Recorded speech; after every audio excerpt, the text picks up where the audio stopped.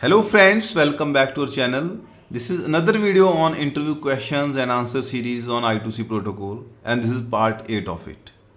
This video is going to be very short and very knowledgeable. In this video I am going to give you only single challenge and that you have to answer. And now without wasting much time, let us get started and see the challenge.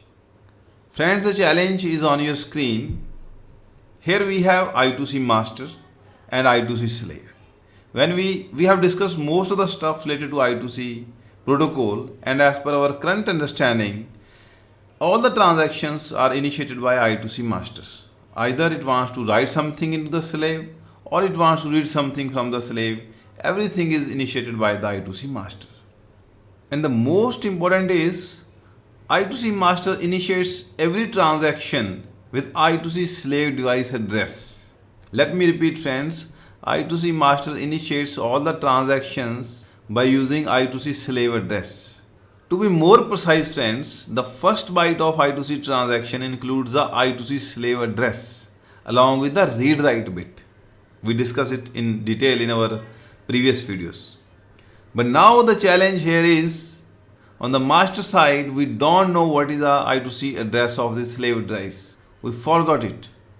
Now the challenge is how to identify I2C address of a slave device. But it is mandatory to communicate with this I2C slave. But master does not know the I2C address of this slave. How this master will identify the I2C address of this slave device, that you have to tell me. I think I made the problem statement clear to you.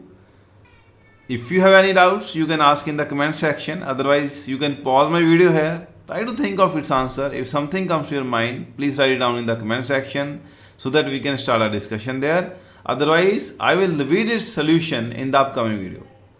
And with this, I am going to end this video. I hope that this video will be quite informative for all of you. If you also like this video, please press the like button and you can share your feedback in the comment section. Thank you so much for watching and your support.